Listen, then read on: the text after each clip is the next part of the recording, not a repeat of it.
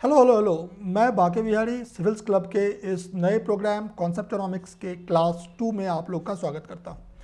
जो लोग क्लास 1 देख चुके हैं वो सीधे 2 मिनट फास्ट फॉरवर्ड कर लीजिए, वहां से क्लास सीधे शुरू हो जाएगा। जो लोग नए हैं उनको बता दें कि इस प्रोग्राम में हम लोग इकोनॉमी के सारे कॉन्सेप्ट्स, एग्जाम रिलेवेंट कॉन्सेप्ट्स को रिवाइज करेंगे। कॉन्सेप्ट्स को बहुत सारे सोर्सेज से पिक किया गया है और उसके डीप एनालिसिस के बाद उठाया गया है। 15 से 20 मिनट के कॉन्सेप्ट्स होंगे, ठीक है। ये मेरा थोड़ा सा बैकग्राउंड है, आप इसको देख लीजिएगा, ठीक है। यहाँ पर भी अगर आपको मेरे बारे में थोड़ा जानकारी लेना हो तो पॉज करके देख लीजिएगा, ठीक है। आगे देखते हैं। इस प्रोग्राम का स्ट्रक्चर ये है कि इकोनॉमी के जो भी थीम्स हैं उसको मैंने 5 भाग में डिवाइड कर लिए हैं, जिसको 5 पांडवास बोल रहे हैं। और टू बिगिन विथ हम लोग ये वाला पार्ट कवर कर रहे हैं, मतलब इन्फ्लेशन का पार्ट 1 हो चुका है और पार्ट 2 की तरफ हम लोग मूव कर रहे हैं।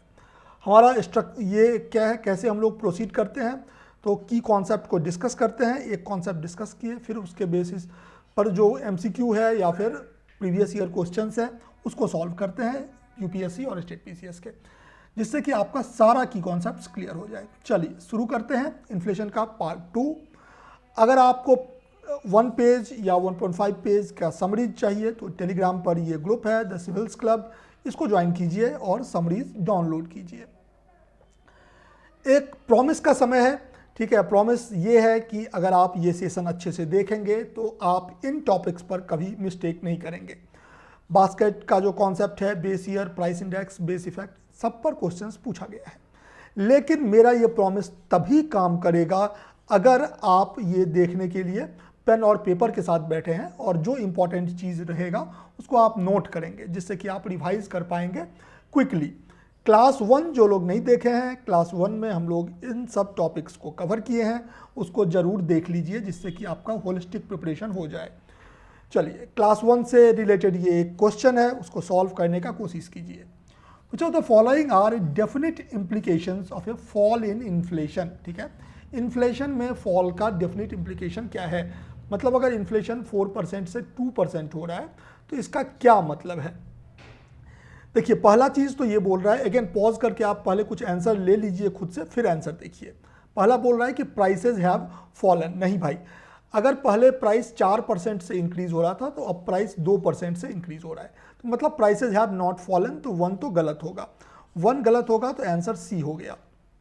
तो बिना दूसरे को देखे आप आंसर सी बोल सकते हैं। ऐसे दूसरा है क्या, prices are increasing more slowly than before. True, क्योंकि इन्फ्लेशन खुद में प्राइस राइज है। तो पहले इन्फ्लेशन 4% से, प्राइस पहले 4% से इंक्रीज हो रहा था, अब प्राइस 2% से इंक्रीज हो रहा है। तो प्राइस तो इंक्रीज हो रहा है, जस्ट स्लोली हो रहा है। तो आपको बहुत सावधानी से ऑप्शंस को पढ़ना है, जिससे कि आप फंसे नहीं, ठीक है। चलिए अब आज का टॉपिक शुरू करते हैं। आज का हमारा पहला टॉपिक है कॉन्सेप्ट ऑफ बास्केट, ठीक है। हमारा गोल है आज हाउ टू मेजर इन्फ्लेशन, उसके बारे में देखने का। तो एक इम्पॉर्टेंट चीज़ आपको ये पता ही है कि हमारे इकोनॉमी में thousands of goods and services produce होते हैं। Thousands of goods and services produce तो होते हैं, लेकिन 2 चीज़ आपको ध्यान में रखना है। नंबर 1 तो ये कि आप thousands of goods and services के प्राइसेस को ट्रैक करके हर मंथ इन्फ्लेशन का डेटा नहीं निकाल सकते। It's a very difficult, very time taking, क्योंकि दुकान दुकान जाकर के इंडिया के डिफरेंट पार्ट्स में जाकर के डाटा कलेक्ट करना होता है, तो ये काम आप नहीं कर पाएंगे, तो फिर मंथली डेटा नहीं निकल पाएगा। तो दैट्स 1 प्रॉब्लम। सेकेंड प्रॉब्लम ये है कि भाई इकोनॉमी में बहुत सारे ऐसे चीज़ भी प्रोड्यूस होते हैं जिसके प्राइस से जनरल जनता जो है, एक टिपिकल कंज्यूमर, उसके लाइफ पर कोई प्रभाव नहीं पड़ता है। फॉर एग्जाम्पल बंदूक का प्राइस हो गया या स्पेस टूरिज्म में कितना खर्चा आ रहा है, उससे जनरल जनता का जो कॉस्ट ऑफ लिविंग है वो इफेक्ट नहीं होता है। तो अगर हमको इन्फ्लेशन कैलकुलेट करना है और उसको जल्दी डेटा देना है जिससे कि कोई डिसीजन लिया जा सके उस पर, तो उसके लिए एक प्रैक्टिकल अप्रोच अपनाया गया है। उस प्रैक्टिकल अप्रोच को हम कहते हैं बास्केट अप्रोच। क्या किया जाता है कि जो जनरल टिपिकल कंज्यूमर है वो नॉर्मली जिन चीज़ों को कंज्यूम करता है और ज़्यादा कंज्यूम करता है, जिससे कि उसके ज़िंदगी का कॉस्ट ऑफ लिविंग पर प्रभाव पड़ता है, उसको उठा करके हम बास्केट में रख देते हैं और केवल उतने ही चीज़ों के जो कि लगभग हंड्रेड्स ऑफ होते हैं, सम 100 मे बी 200, ठीक है, तो 299 टू बी प्रिसाइज अभी है हमारा CPI का। तो only these many goods and services के प्राइसेस को ट्रैक करके हम बताते हैं कि कॉस्ट ऑफ लिविंग कैसा चल रहा है, ठीक है। तो इन्फ्लेशन का मेजरमेंट केवल बास्केट में जो गुड्स एंड सर्विस है उसी के बेसिस पर होता है, सारे गुड्स एंड सर्विसेज जो इंडिया में प्रोड्यूस हो रहे हैं उसके बेसिस पर नहीं होता है, ठीक है। अब आप इसको लिख लीजिए, लिख इसलिए लीजिए क्योंकि आपको अगर डिफिनीशन पूछेगा यूपीएससी में कभी कभी, which of the following are correct definition करके पूछता है, तो फिर आप उसको पहचान पाएँ। बास्केट क्या है? Basket refers to collection of goods and services that are representative of consumption pattern of a typical consumer. Basket में not all goods and services, सारे goods and services नहीं है, only selected goods and services हैं, ठीक है। और basket में जितने भी आइटम्स है सभी आइटम्स को एक वेट असाइन किया गया है based on it's typical share in consumer spending. आइए इसको यहाँ पर समझते हैं। ये इंडिया में आपको पता है कि कंज्यूमर प्राइस इंडेक्स CPI जो है एक है इन्फ्लेशन का मेजर। अगर आपको यहाँ पर अभी कुछ कन्फ्यूजन लग रहा है तो टेंशन मत लीजिए, जो हमारा चौथा क्लास होगा उसमें हम CPI WPI के बारे में डिटेल में देखेंगे। बट अभी के लिए आप समझिए कि CPI इन्फ्लेशन मेजर करने का एक हमारा मेजर है इन्फ्लेशन का। तो आप देखिए कि CPI का जो बास्केट है, देखिए ऑब्जेक्ट नंबर 1 2 3 4 ऐसे करके total 299 goods and services CPI का जो बास्केट है उस बास्केट में हमने भर दिया है और सारे चीज़ों का एक वेट दे दिया है। जो चीज़ ज़्यादा इंपॉर्टेंट है, जिस पर एक आम जनता ज़्यादा खर्च करती है, उसका दाम, उसका वेट ज़्यादा है। अगर कुछ चीज़ है जैसे लाइटर है, बीड़ी, सिगरेट, गैस स्टोव, ठीक है, तो इस लाइटर का जनरली इसका प्राइस भी कम होता है और जनरली हम ऐसा बहुत ऑफन नहीं खरीदते हैं, एक बार खरीदते हैं, लंबा चलता है, तो इसलिए इसका वेट कम है। तो बास्केट में गुड्स एंड सर्विसेज है 299 गुड्स एंड सर्विसेज और उन सब के वेट्स हैं। सारे का वेट जब आप ऐड कर देते हैं तो 100 हो जाता है, ठीक है। तो बास्केट में कुल 100 वेट है और 299 ऑब्जेक्ट्स हैं, ठीक है। तो ये तो था बास्केट। बास्केट से डायरेक्ट क्वेश्चन अभी तक नहीं पूछा है यूपीएससी, बट बास्केट के कॉन्सेप्ट पर ही इकोनॉमी का और इन्फ्लेशन का पर्टिकुलरली बहुत सारा कॉन्सेप्ट जो है वो बेस्ड है, इसलिए बास्केट का क्लैरिटी होना जरूरी है। नेक्स्ट कॉन्सेप्ट है बेस ईयर का कॉन्सेप्ट। भाई बास्केट का अभी हम लोग देखें कि बास्केट का कंपोजिशन इंपॉर्टेंट है, क्योंकि उसी के जो भी बास्केट में गुड्स एंड सर्विसेज होगा उसी का प्राइस हम लोग ट्रैक करके इन्फ्लेशन का बताते हैं नंबर्स। अब बास्केट का कंपोजिशन क्या होगा? एक चीज़ एक बोलता है कि बास्केट का कंपोजिशन वो होगा जो कि एक टिपिकल कंज्यूमर कंज्यूम करता है, एक आम आदमी जो चीज़ कंज्यूम करता है वही होगा बास्केट का कंपोजिशन। भाई बहुत सिंपल लगता है, लेकिन आम आदमी जो 1970s का था और आम आदमी जो 2025 का है, क्या दोनों का कंजम्पशन बास्केट एक ही है? 1970s का जो आम आदमी था उसके लिए टेप रिकॉर्डर एक बहुत ही बड़ी चीज़ थी और वो टेप रिकॉर्डर एक इज्जत की बात थी। लोग सोचते थे कि भाई अगर हमारे पास नहीं है तो कुछ ओकेज़न पर कोई ना कोई गिफ्ट ही कर दे। तो अगर हम 1970s का बास्केट बनाएंगे तो उसमें टेप रिकॉर्डर का होना बहुत ही ज़रूरी था। अगर हम अभी की बात करें, अगर हम 2025 के कंज्यूमर की बात करें तो उनके बास्केट में टेप रिकॉर्डर होने का कोई ज़रूरत नहीं है, क्योंकि टेप रिकॉर्डर एक तो अब अवेलेबल भी हर जगह नहीं है और अगर है भी तो ये खरीद ही नहीं रहे हैं, ठीक है। तो टेप रिकॉर्डर के दाम से इनका कॉस्ट ऑफ लिविंग का कोई रिलेशन नहीं है। तो अगर हम 2025 के बास्केट की बात करें तो इनके बास्केट में क्या होना चाहिए? स्मार्टफोन होना चाहिए, जो कि अभी जो हमारा CPI का बास्केट है उसमें नहीं है। तो नया बास्केट जब भी बनेगा तो हम चाहेंगे कि 2025 का बास्केट हो। चलिए बैक आते हैं कि बेस ईयर का क्या इंपॉर्टेंस है। तो बास्केट का कंपोजिशन किससे पता चलेगा? वो डिसाइड होगा किसी एक रेफरेंस ईयर से, ठीक है। उसी रेफरेंस ईयर को हम कहते हैं कि बेस ईयर, कि भाई इस बेस ईयर में एक टिपिकल कंज्यूमर क्या सब चीज़ कंज्यूम कर रहा था, जो कंज्यूम कर रहा था वही बास्केट का कंजम्पशन होगा। करंटली हमारा बेस ईयर अगर हम CPI कंबाइंड की बात करें तो 2012 है, ठीक है। मतलब 2012 में एक टिपिकल कंज्यूमर जो चीज़ कंज्यूम कर रहा था वही हमारे बास्केट में है, ठीक है। तो ये कहाँ से आया, तो इसलिए बेस ईयर का इंपॉर्टेंस काफ़ी ज़्यादा है क्योंकि यही से सारा गेम शुरू होता है, ठीक है। अब चलिए, जिनको लिखना है वो पक्का लिख लीजिए, तो आपका नोट्स धीरे धीरे बनता जाएगा, आप रिवाइज कर पाएंगे।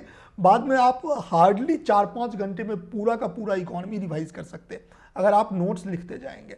चलिए, importance of base year in inflation measurement, तो पहला तो हम लोग देख चुके कि बास्केट का कंपोजिशन डिसाइड करने में हेल्प करता है, बास्केट में किस चीज़ का वेट ज़्यादा है, कौन ज़्यादा मोर फ्रिक्वेंटली यूज हो रहा है, वो डालने में हेल्प करता है, जिससे कि अल्टीमेटली हम लोग फिर इन्फ्लेशन कैलकुलेशन करते हैं। बेस ईयर का एक और काफ़ी इंपॉर्टेंट काम है, वो ये है कि बेस ईयर एक स्टार्टिंग पॉइंट या रेफरेंस पॉइंट का काम करता है जब हम इन्फ्लेशन मेजर करना शुरू करते हैं। फॉर एग्जाम्पल, अगर हम अभी बोलें कि 2012 बेस ईयर है, 2012 है, 2013 होगा, 2014 होगा, ठीक है। तो अगर 2012 में प्राइस एक हम 100 मान के चलते हैं, जो बेस ईयर है उसमें हम मान कर चलते हैं कि बास्केट का जो प्राइस है, प्राइस इंडेक्स 100 है, फिर हम यहाँ से 105 हो गया फॉर एग्जांपल, यहाँ से लेट्स से कि 107 हो गया फॉर एग्जांपल। तो आप बेस ईयर में जब आप प्राइस इंडेक्स को 100 कर देते हैं और फिर वो स्लोली विथ टाइम जैसे इंक्रीज करता है, उसको आप मॉनिटर करते हैं, तो फिर आप इन्फ्लेशन का लॉन्ग टर्म एनालिसिस कर पाते हैं। तो ये अगेन दूसरा इंपॉर्टेंस है बेस ईयर का, कि base year is a starting point और रेफरेंस ईयर। इस पॉइंट को भी लिख लीजिए, प्री में जब भी बोलेगा तो ऐसा ही वर्ड्स यूज करेगा, ठीक है। तो ये आप बेस ईयर समझ गए। करंट बेस ईयर क्या है इन्फ्लेशन मेजरमेंट के लिए इंडिया में? इन्फ्लेशन मेजरमेंट के बहुत सारे मेजर्स हैं, WPI है, CPI है, CPI के 6 पार्ट हैं, तो अभी हम लोग उस डिबेट में नहीं जाएंगे, क्लास 4th में देखेंगे। बट अभी के लिए आप ये समझिए कि हमारा CPI कंबाइंड जो है, जिसको कि RBI यूज़ करता है इन्फ्लेशन टारगेटिंग के लिए, उसका बेस ईयर 2012 है, ठीक है। अब चलिए एक सवाल बना करके देखते हैं कि आपको फंडा समझ में आ रहा है कि नहीं। Which of the following is are correct about base year in inflation measurement? Again अब आप देख लीजिए और फिर पॉज करके आंसर पहले फाइंड कर लीजिए, फिर मेरा डिस्कशन देखिए। पहला सवाल, if inflation is being measured for year 2025 base year will be 2024। गलत बात है। हम लोग क्या देखें, बेस ईयर जरूरी नहीं है कि जिस साल का हम इन्फ्लेशन मेजर कर रहे हैं उससे जस्ट पिछला वाला साल हो बेस ईयर, ऐसा कोई ज़रूरी नहीं है। हम लोग देखें कि बेस ईयर स्टार्टिंग पॉइंट है, तो अगर बेस ईयर CPI कंबाइंड का अभी 2012 है, तो इवन इफ अगर हम 2025 का भी इन्फ्लेशन कैलकुलेट कर रहे हैं तो भी हमारा बेस ईयर 2012 ही है, ठीक है। तो सम पार्ट ऑफ टाइम के लिए बेस ईयर फिक्स रहता है, ठीक है। तो इन्फ्लेशन इज बीइंग मेजर्ड, तो बेस ईयर स्टिल वही 2012 ही होगा। पहला गलत है। Second, selection of base year influences composition of the representative basket, वही डिफिनीशन ही है, वही बेस ईयर का एक काम ही है, ठीक है। तो 2 सही होगा। देख लीजिए आप लोग का सही हुआ या गलत हुआ, बताइए कमेंट में, ठीक है। चलिए अब सवाल ये है कि should base year be changed often और it should remain fixed for long time. भाई आप सिंपल सी एक बात सोचिए कि अभी 2012 हमारा बेस ईयर है CPI कंबाइंड का, हम लोग अभी जिंदा रह रहे हैं 2025 में, ठीक है। तो 2012 में अभी का जो हमारा इन्फ्लेशन का बास्केट है, जिसके बेसिस पर हम 2025 का भी इन्फ्लेशन मेजर कर रहे हैं, ठीक है। तो 2025 में भी जो इन्फ्लेशन मेजरमेंट हो रहा है वो 2012 के बास्केट के बेसिस पे हो रहा है। भाई ये तो काफ़ी नाइंसाफ़ी है, क्योंकि 2012 में कंज्यूमर्स जो चीज़ कंज्यूम करते थे और 2025 में जो चीज़ कंज्यूम करते हैं उसमें काफ़ी का डिफरेंस आ गया होगा। फॉर एग्जांपल 2012 में मोमोज़ का उतना कल्चर नहीं था। Tier 2 Tier 3 सिटीज़ में मोमोज़ अगर लोगों को खाना होता था तो या तो यूट्यूब पर देख करके मोमोज़ घर में बनाते थे या फिर दिल्ली आने का प्लान बनाते थे, ठीक है, या फिर किसी ऐसे जगह पर। लेकिन 2025 में Tier 2 Tier 3 Tier 4 गाँव हर जगह अब मोमोज़ मिल रहा है, ठीक है। मतलब लोगों का कंजम्पशन पैटर्न काफ़ी चेंज हो गया है। सिमिलरली स्मार्टफोन भी 2025 में हर घर में मोस्टली है, ठीक है। 2012 में ऐसा नहीं था। तो बास्केट आपको चेंज करना ही पड़ेगा जैसे जैसे आप टाइम चेंज हो रहा है। क्यों? क्योंकि अदरवाइज इन्फ्लेशन जो आप कैलकुलेट करेंगे इस बास्केट के बेसिस पर, वो रियल लिविंग एक्सपेंसेस को नहीं बता रहा है। क्यों नहीं बता रहा है? क्योंकि अब 2025 वालों का आप निकाल रहे हो लिविंग एक्सपेंस और उसमें आप बोल रहे हो कि टेप रिकॉर्डर का दाम बढ़ गया। भाई इसको क्या मतलब है? इसको मतलब है कि स्मार्टफोन का दाम बढ़ा है कि नहीं। तो इससे ये हुआ कि बेस ईयर आपको बार बार चेंज करना पड़ेगा। As frequently as possible you will have to change the base year so that कि आपका इन्फ्लेशन का डेटा जो है वो हमेशा रेलिवेंट रह सके, जो कि लोगों का जो लिव्ड एक्सपीरियंस है खर्चा का, उसको इन्फ्लेशन बता सके। ठीक है, तो ये बेस ईयर का इंपॉर्टेंस है। और बेस ईयर अगर आप चेंज नहीं करोगे तो वो स्ट्रक्चरल चेंज जो इकोनॉमी में हो रहा है उसको भी इग्नोर कर देगा। मतलब कि अगर इकोनॉमी में नया नया गुड्स एंड सर्विसेज प्रोड्यूस हो रहा है तो 2025 में बहुत सारे नए चीज़ आ गए जो 2012 में नहीं था। ठीक है, तो अब लेकिन वो तो बास्केट में ही नहीं है, तो फिर अगेन क्या ही मतलब है, वो बस फिर फेक हो जाएगा मेजरमेंट। या देखिए, इंडिया अभी बोला है कि सीपीआई बास्केट को स्लोली 2024 बेस ईयर पर मूव कर देगा। ठीक है, मतलब बोल रहा है कि 2026 ऑनवर्ड्स 2026 में जो डेटा आएगा वो on the basis of 2024 base year आएगा। एक चीज़ सावधान रहिए, अभी आपसे पूछेगा बेस ईयर सीपीआई कंबाइंड का तो आपको 2012 ही बोलना है। ठीक है, सीपीआई कंबाइंड का, अभी 24 नहीं बोलना है। हाँ, अगर ये पूछे कि 2026 से क्या होगा तो गवर्नमेंट बोल दिया है 24। ऐसा चेंज क्यों हो रहा है? अगेन वही कि अभी जो हमारा 2012 वाला बेस ईयर है उसमें कुछ ऐसे चीज़ें हैं जो कि हम लोग यूज़ ही नहीं कर रहे। ठीक है, और कुछ ऐसा चीज़ है जो कि इमोशनली थोड़ा ड्रेनिंग है, मतलब काफ़ी सारे लोगों को इमोशनली ख़राब लग सकता है। फॉर एग्जांपल 2012 का जो बास्केट है उसमें समोसा, पूरी, पराठा, बर्गर, चाउमीन, इडली, ये सब चीज़ तो है, लेकिन हमारा प्यारा मोमोज नहीं है। तो अब तो मोमोज काफ़ी पॉपुलर हो रहा है, तो मे भी नया बेस ईयर जब बनेगा 2024 वाला तो उसमें इसमें एक मोमोज भी जोड़ देगा मे बी। ठीक है, सिमिलरली स्मार्टफोन भी जोड़ देगा, तो इसलिए इम्पॉर्टेंट है। एक रिलेटेड कॉन्सेप्ट है प्राइस इंडेक्स का कॉन्सेप्ट। ठीक है, प्राइस इंडेक्स सबसे पहले तो आप ये बताइए, बाकी अभी प्राइस इंडेक्स को छोड़िए, पहले ये बताइए कि ये आपके पास दो सेट ऑफ नंबर्स है। ठीक है, किस सेट ऑफ नंबर्स में आप ज़्यादा इजीली परसेंटेज चेंज बता पाएंगे? अगर आपसे बोला जाए कि 340 से 374 कितना परसेंटेज चेंज हुआ तो आपको कैलकुलेटर खोलकर कैलकुलेट करना पड़ेगा। बट अगर आपको बोले कि 100 से 110 में कितना परसेंटेज चेंज हुआ, आप क्विकली बोल सकते 10%। 100 से 115 कितना परसेंट चेंज हुआ? 15%। ठीक है, तो जब आप स्टार्टिंग 100 से करते हैं और वहाँ से आगे मूव फॉरवर्ड करते हैं तो परसेंटेज चेंज फाइंड आउट करना ईजी हो जाता है। ठीक है, और परसेंटेज चेंज, इन्फ्लेशन तो परसेंटेज चेंज ही है ना। तो यही डिफरेंस है प्राइस और प्राइस इंडेक्स में। देखते हैं क्या डिफरेंस है। लेट्स से कि ये कंप्लीट बास्केट है। ठीक है नहीं, हम मान लेते हैं।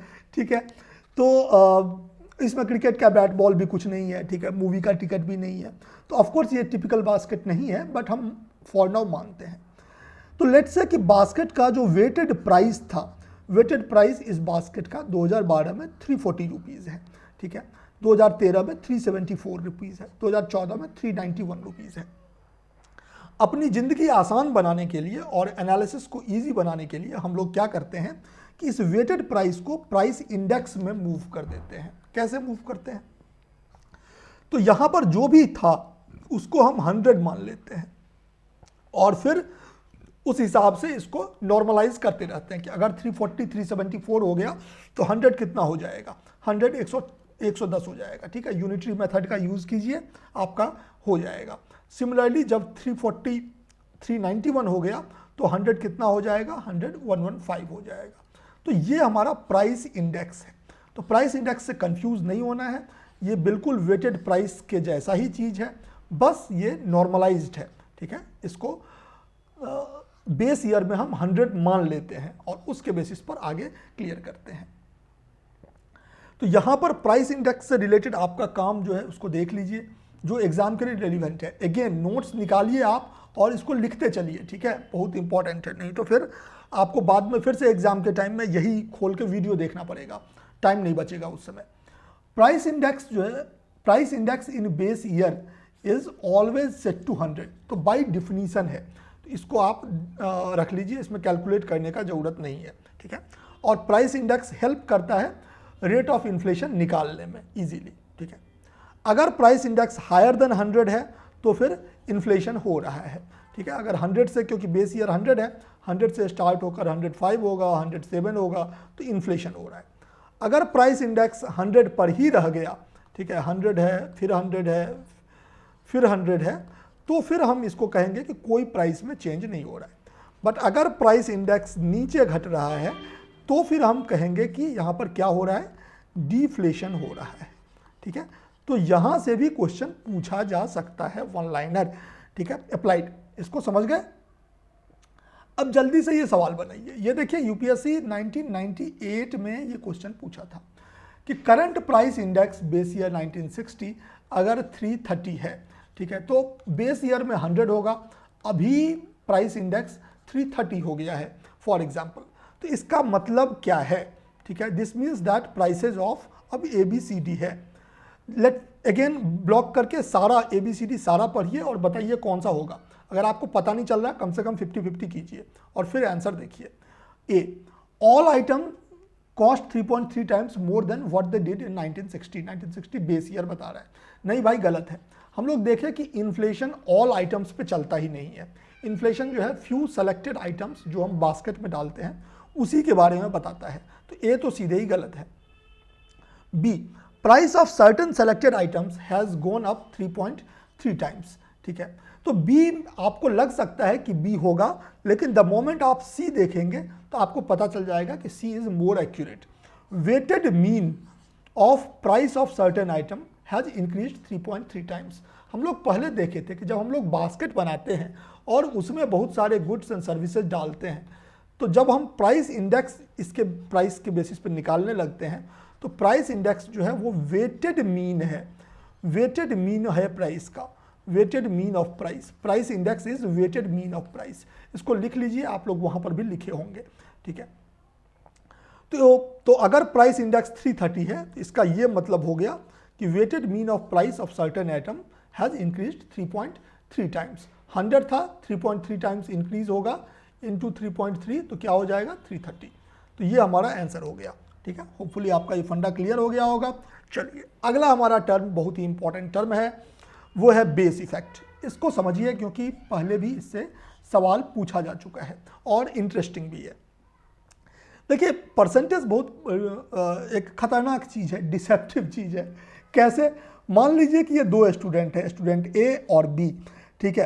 अब दो स्टूडेंट है। अब लेट्स से कि फर्स्ट सेम में ए को 90 नंबर आया फर्स्ट सेमेस्टर में, बी को 10 नंबर आया, ठीक है। सेकेंड सेमेस्टर में ए अपना इम्प्रूवमेंट किया, उसको 100 में से 100 आ गया, ठीक है।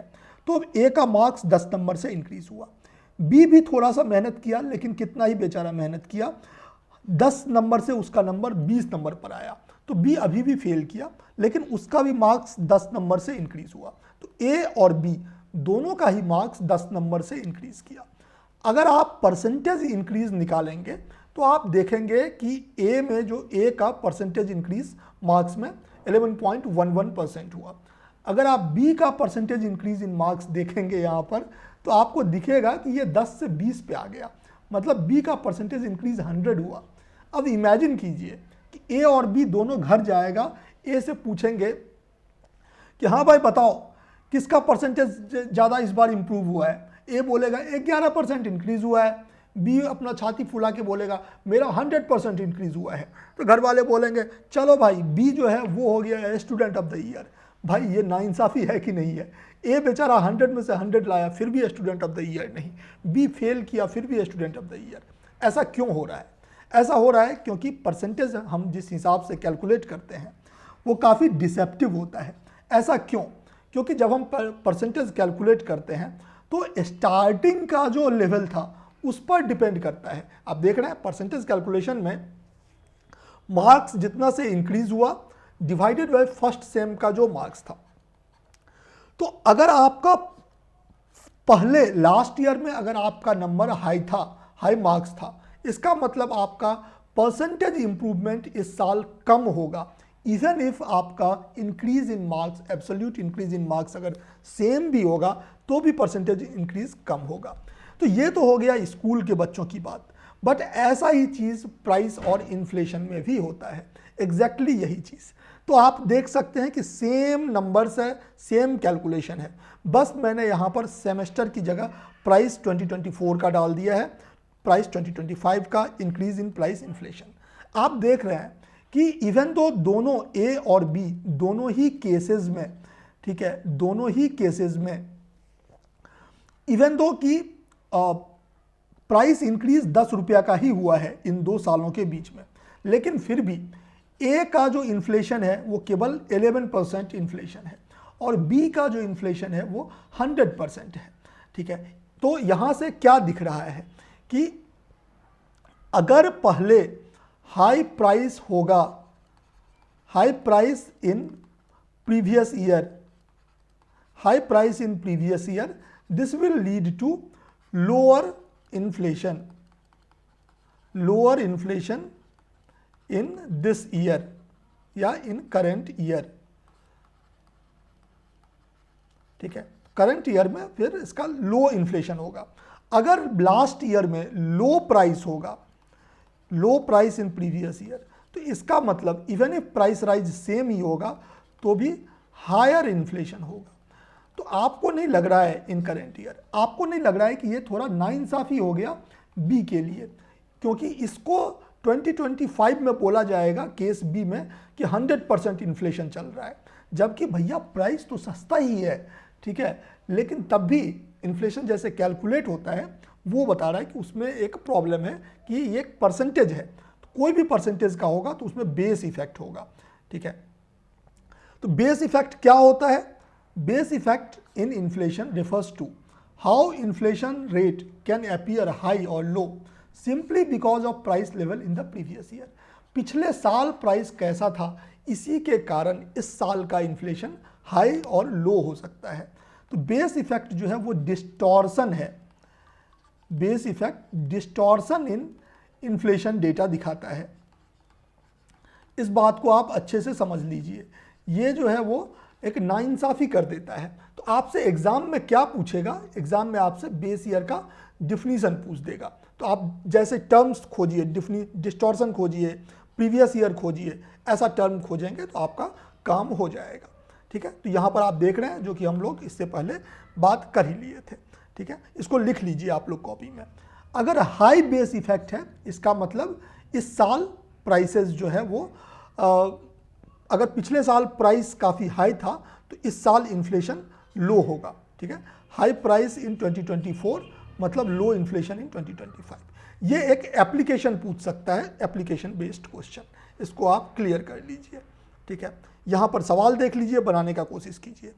ए rapid increase in rate of inflation is sometimes attributed to base effect. तो what is base effect? Drop करके पॉज कर लीजिए और पॉज करके देखिए। एकमात्र जो क्लोज है वो सी ही है, तो रिलेटिवली इजी था, जिनको पता होगा, कंफ्यूजिंग ऑप्शन नहीं है इसमें। It is impact of price level of previous year on the calculation of inflation rate, ठीक है। तो प्रीवियस ईयर में प्राइस जैसा था उसके कारण इन्फ्लुएंस हो जा रहा है, ठीक है। अब आप इसका बताइए, इस सवाल का जवाब दीजिए, इस सवाल का जवाब आप कमेंट में दीजिए, ठीक है, कि इसका क्या होगा। हम आपको एक टिप्स दे दे रहे हैं, टिप्स ये दे रहे हैं कि base effect is not linked to base year, ठीक है। तो सावधान रहना है, बेस इफेक्ट और बेस ईयर एक चीज़ नहीं है, ये जाल है। आपको नाम से लग रहा है कि बेस इफेक्ट बेस ईयर से लिंक्ड है, लेकिन एक्चुअली में ये प्रीवियस ईयर से लिंक्ड है, ठीक है।